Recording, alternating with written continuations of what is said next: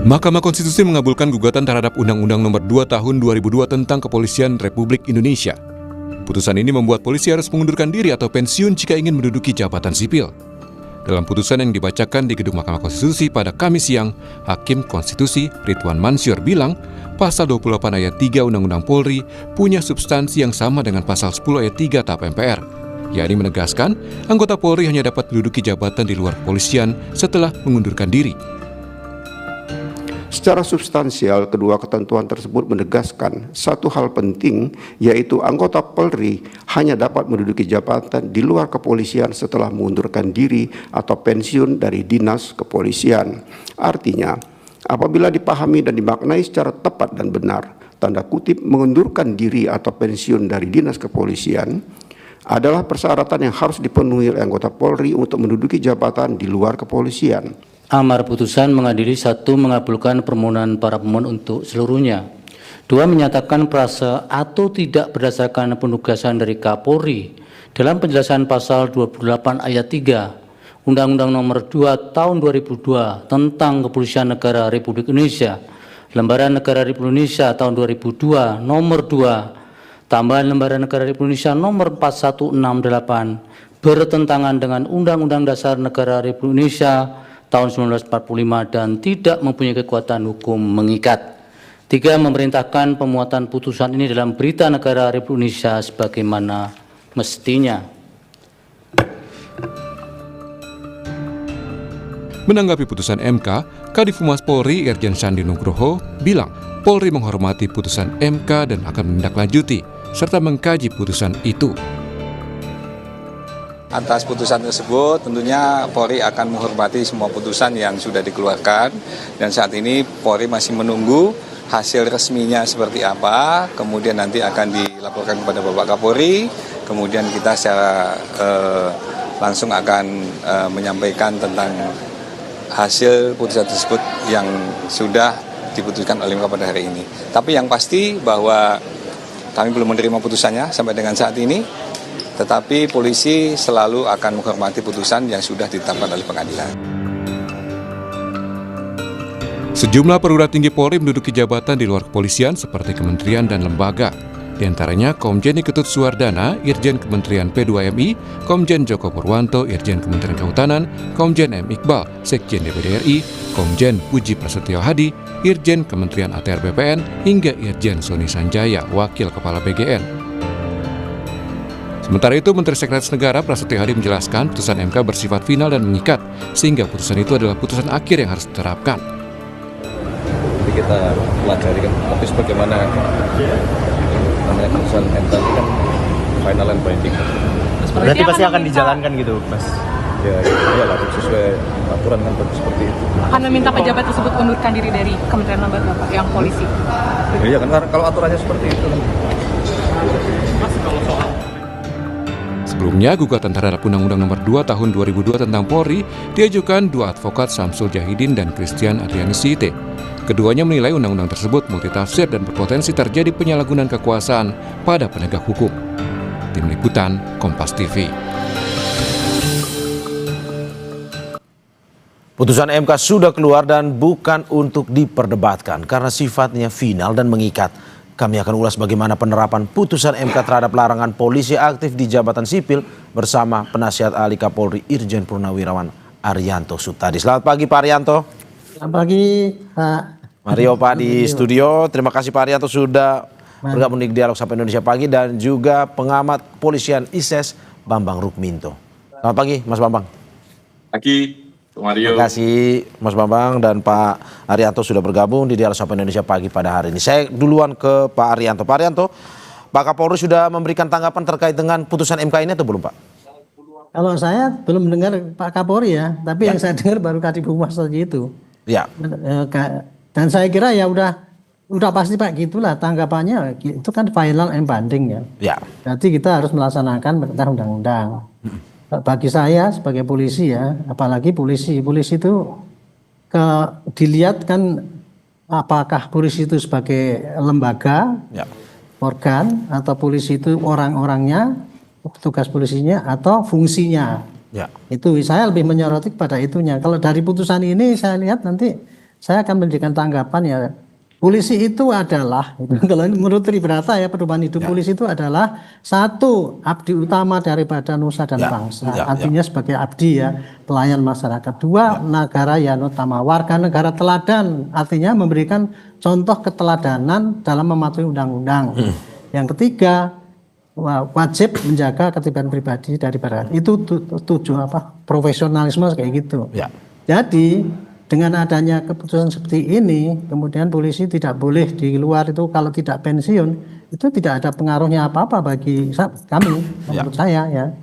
Karena sebagai dulu ketika kita masuk dari polisi pun sudah ngomong, Pak, saya siap ditempatkan di mana-mana gitu. Jadi itu udah tekad kami itu sebagai di dalam Tribrata ada di situ juga gitu. Ya. Tidak pengaruh. Oke. Pak Arianto, tapi kan kita melihat mekanismenya selama ini, kalau dari kemarin pada saat sidang di Mahkamah Konstitusi, saksi ahli mengatakan bahwa ada 4.000 jabatan yang ditempati oleh polisi di jabatan sipil tersebut. Jika memang pada akhirnya ini harus kembali semua ke institusi, akan ditempatkan di mana 4.000 ini?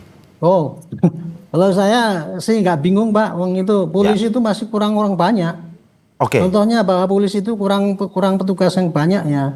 Sekarang polisi kan dinilai negatif itu. Iya kan, citranya kurang baik. Nah, sekarang polisi kan lagi dituntut untuk memperbaiki diri. Itu butuh para petinggi-petinggi yang hebat untuk memperbaiki polisi kan.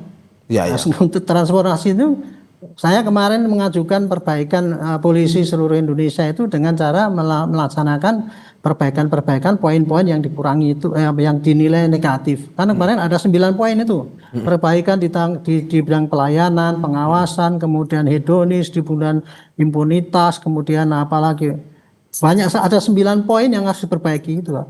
Itu membutuhkan seorang pengawas ya. Bagaimana cara merubah itu kan gitu. Karena kita merubah 460.000 orang kan, Pak. Gitu. Berarti menurut Anda ini lebih ini ya, bagus sebenarnya untuk reformasi di tubuh Polri, untuk citra yang lebih baik, kinerja yang lebih baik ya.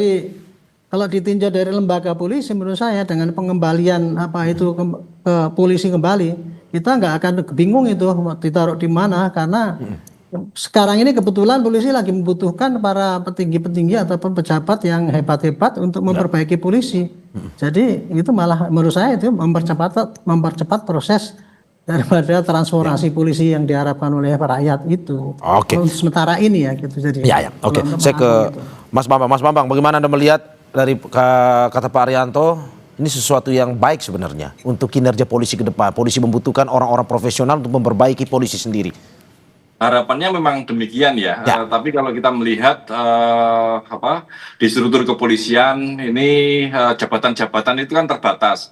Misalnya terkait dengan pengisian bintang 3. Ini kan hanya sekitar 6 orang saja gitu loh. Wakapolri, Irwasum, Kabintelkam, Kabarreskrim, Lemdikpol, Kabarkam, terus kemudian Astama-op, Astama-Arena dan Korbimob gitu loh. Sementara bintang-bintang 3 yang lainnya kan bertebaran di instansi pemerintah. Kalau kemudian ini ditarik, tentu akan banyak bintang 3 yang akan menganggur, tidak bisa mengisi jabatan itu gitu. Non jabatan berarti ya? Bagaimana Mas? Non jabatan. Kalau ditarik. Non job artinya seperti itu. Belum lagi terkait dengan inflasi kombes yang seringkali muncul. Artinya memang selama ini ada problem terkait dengan manajemen SDM di tubuh kepolisian. Pengembangan organisasi ini dibaca hanya sekedar menyebarkan personil di lembaga-lembaga atau kementerian atau lembaga yang lain, dan ini ternyata keputusan MK kemarin kan menganulir itu semua. Makanya memang ini nanti akan memunculkan semacam tsunami ya dari tubuh kepolisian terkait dengan baliknya para jenderal ke tubuh Polri gitu. Tapi kalau di level fungsional, level perwira menengah, bintara dan tamtama yang juga dari 4.300 itu ada sebagian besar dari perwira menengah ke bawah. Ini tentu akan sangat memberikan darah segar karena mereka sudah keluar, tentunya wawasan kompetensi mereka juga berubah. Ini harapannya bisa memberikan masukan-masukan kepada internal kepolisian. Yang menjadi problem memang nanti di level atas, di bintang-bintang ini semakin bertaburan di Polri karena tidak punya jabatan seperti itu. Mas Bambang, berarti menurut Anda dengan misalkan kembali dan juga non-job pada akhirnya, menurut Anda lebih baik pensiun sebagai anggota Polri untuk perwira tinggi ini atau tetap kembali aja dengan menerima konsekuensi tersebut? Itu kembali kepada pilihan masing-masing ya. Kalau memang mereka memiliki passion terkait dengan job di kementerian atau lembaga, bisa mengundurkan diri, kemudian melakukan alih status, itu bisa saja seperti itu. Dan tentunya ini akan menjadi positif juga bagi Polri karena tidak perlu menampung mereka kembali ke Polri karena tentu ini akan mengganggu juga ritme di internal seperti itu. Pak Arianto, bagaimana dengan frasa tsunami kalau kembali lagi ke institusi Polri, akan ada banyak perwira tinggi yang mungkin saja non-job juga. Non-job gitu kan ya. Itu kan kalau Pak Bambang kan di luar Polri, jadi nggak ngerti apa yang terjadi di internal. Saya itu sehari-hari kan ngelihat bagaimana kinerja Polri itu ya kan. Jadi di Polri ini seandainya mereka itu para bintang 3 itu kan job tinggi gitu ya. Misalkan dikembalikan ke polisi, memang secara struktural nggak ada, kelihatannya kemudian kan nggak ada kerjaan kan gitu kan. Tapi secara kenyataannya saya bilang polisi butuh para petinggi-petinggi yang berandal ya, yang bisa memperbaiki polisi itu tadi, terutama untuk transformasi ini ya. Ini menurut saya sangat butuh banyak. Soalnya gini ya, untuk mentransformasi polisi itu Pak, itu kita butuhnya apa? Merubah perilaku yang di lapangan, 460.000 orang. Merubah perilaku itu ada berapa poin yang harus dirubah. Jadi ada 9 ya. Di setiap poin itu saya hitung karena saya bikin buku petunjuknya itu ada 10 poin itu. Nah, untuk merubah poin-poin itu kan dibutuhkan nomor 1 ya, petunjuk ke lapangan supaya dibaca semua orang apa yang harus dikerjakan dan tidak. 1 itu ya. Jadi itu petunjuknya harus disempurnakan dulu supaya itu betul-betul bagus gitu. Ini butuh kan gitu kan perancang. Kemudian pelaksanaan di lapangan, bagaimana mensosialisasikan, bagaimana mengevaluasi, bagaimana cara menindak pelanggaran, dan bagaimana cara mengevaluasi. Itu bukan butuh seorang yang nggak apa-apa itu. Kalau memang mau kerja, masih banyak kerjaan di Tapi mau ditempatkan di mana Pak? Kalau misalkan pada akhirnya kembali, mau ditempatkan kemana sebenarnya? Apakah masih ada? Itu tadi sebagai pengendali daripada setiap butir-butir perubahan yang akan disampaikan. Berarti ada jabatan baru yang dibuat atau pos yang dibuat baru untuk mengisi? Harus ada. Kan di dalam polisi itu kan ada tugas rutin, ada satgas gitu kan. Kalau kita bisa bikin satgas secara mendadak itu, kemudian bisa, kenapa untuk transformasi itu nggak ada satgas kan gitu. Jadi tidak ada misalnya menurut saya sih tidak ada rumus, tidak ada pekerjaan di situ. Justru kita itu bisa memanfaatkan, kalau bagi saya ini jadi peluang ini polisi untuk memperbaiki diri gitu. Bukan suatu tsunami bagi saya. Saya kembali ke Mas Bambang. Mas Bambang, kalau dalam Undang-Undang Polri kan kita kenal bahwa institusi Polri adalah institusi non kombatan atau institusi sipil sebenarnya. Menurut Anda, apakah mungkin sebenarnya dengan penempatan mereka di jabatan sipil sudah sesuai dengan kinerja mereka, didikan mereka selama ini, atau bagaimana sebenarnya? Ya, kalau saya melihat sejak awal dididik, ya mereka tidak dicetak untuk menjadi birokrat-birokrat di kementerian dan lembaga. Mereka lebih pada tugas-tugas kepolisian. Tugas-tugas kepolisian ini kan meliputi Kamtipmas dan terutama Hari Kamtipmas, pemeliharaan keamanan ketertiban dan penegakan hukum. Jadi fokusnya di sana. Memang kemarin ketika berada di kementerian dan lembaga, fungsi mereka salah satunya melakukan pengawasan pada lembaga terkait. Tapi isu yang beredar kan juga tidak hanya melakukan pengawasan, tapi menjadi pengamanan. Itulah yang akan yang memunculkan persepsi adanya konflik kepentingan, karena konflik kepentingan antara ini yang diawasi dan yang mengawasi kan sama saja kalau mereka ada di luar struktur. Makanya kemarin keputusan MK mengembalikan itu memang sudah, saya melihatnya sudah sangat tepat ya, karena memang dalam undang-undangnya memang mengatur seperti itu, tidak bisa di luar struktur karena harus mengundurkan diri dan pensiun dini. Semangat undang-undang itu adalah menjaga agar Polri ini tetap profesional dan sebagai Polri sebagai lembaga yang diberikan kewenangan negara dalam tugas kepolisian ini lebih profesional dan bebas konflik kepentingan dan lebih independen, karena harus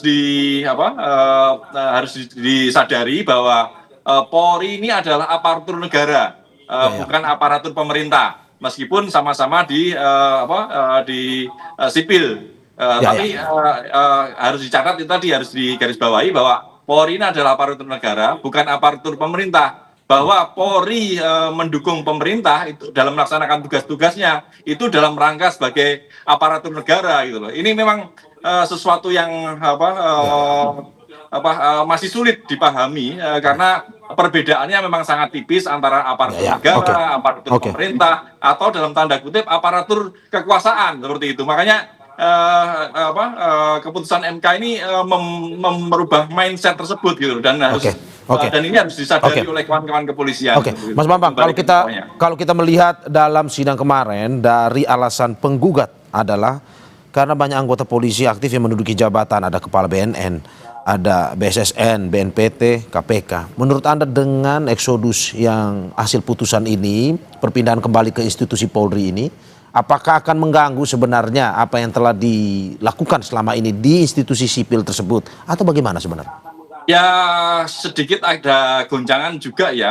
Artinya yang selama ini tugas-tugas Polri yang dilakukan secara profesional melakukan pengawasan ini tentunya akan berkurang. Ini tentu akan membuat kementerian dan lembaga itu berbeda dengan kemarin, akan semakin longgar gitu. Artinya peluang-peluang untuk melakukan pelanggaran itu kembali muncul seperti itu. Tetapi ini kan persoalannya bukan hanya sekedar penempatan Polri di luar struktur, tapi adalah koordinasi antar lembaga. Artinya kalau itu tidak bisa diselesaikan antara antar lembaga, tentu ini akan menjadi dampak yang negatif.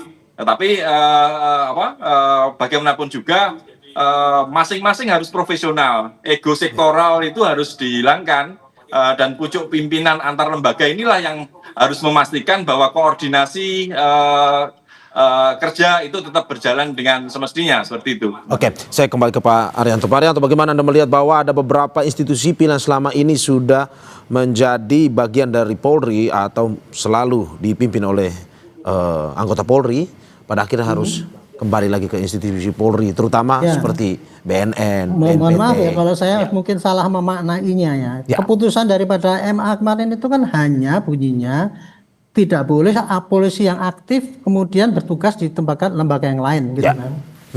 Bukan berarti tidak boleh, tapi harus keluar dulu. Harus keluar, pensiun. Kemudian baru masuk ke situ. Berarti bukan tidak ada larangan Pak untuk anggota polisi masuk ke situ sepanjang dia sudah pensiun daripada polisi.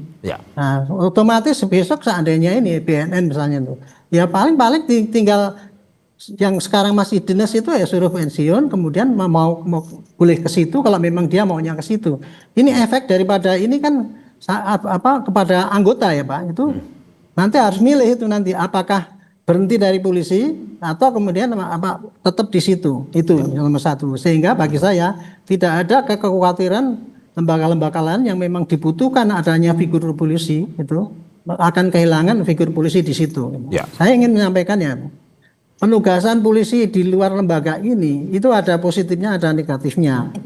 Positifnya adalah dulu dibutuhkan profesionalisasi polisi itu untuk pengawasan biasanya. Makanya dulu penugasan keluar itu harus menunggu lembaga yang minta kan gitu kan. Kalau lembaga minta dikirimlah ke sana, dan itu memang efektif. Karena saya pun dulu juga gitu Pak. Saya menjelang pensiun itu saya diminta ke BPN. Nah, saya keluar dulu dari polisi dan masuk ke BPN. Dan saya di situ di BPN saya bikin bisa perubahan banyak sekali. Tanya itu Pak Ahok, Pak Ganjar Pranowo, Pak Gamari. Itu ya dulu saya waktu di BPN saya bikin sistem bagaimana menyelesaikan sengketa tanah sehingga yang sengketa tanah yang berlarut-larut nggak selesai. Dengan adanya saya di situ karena saya biasa ya menyelesaikan sengketa sehingga ada positifnya gitu. Yang kedua positifnya adalah koordinasi. Polisi itu kalau kerja kan nggak bisa sendiri Pak, harus dengan lembaga yang lain. Dengan adanya anggota polisi yang di situ maka koordinasinya itu akan lebih erat, cepat sekali gitu.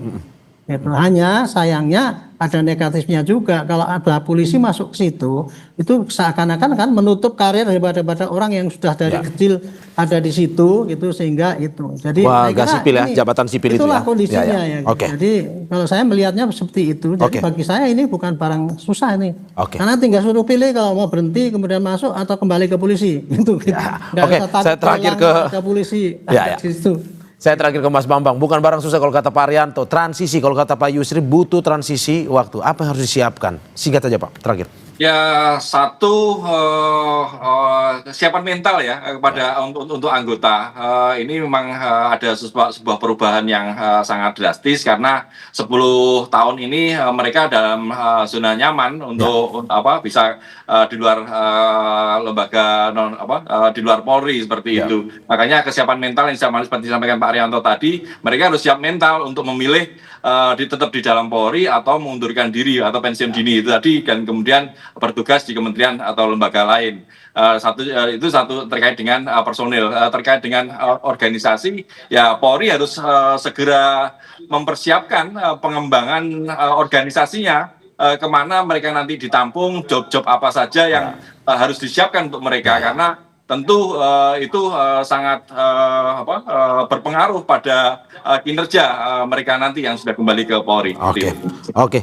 Terima kasih atas apa yang disampaikan penasihat ahli Kapolri Irjen Purnawirawan Arianto Sutadi dan juga pengamat kepolisian ISES Bambang Rukminto. Semoga apa yang disampaikan ini bisa memberikan ya jalan terang, jalan tengah juga buat bagaimana reformasi Polri ini untuk pelayanan terhadap masyarakat. Sekali lagi terima kasih Bapak-bapak. Terima kasih. Sehat-sehat selalu. Mario. Terima kasih.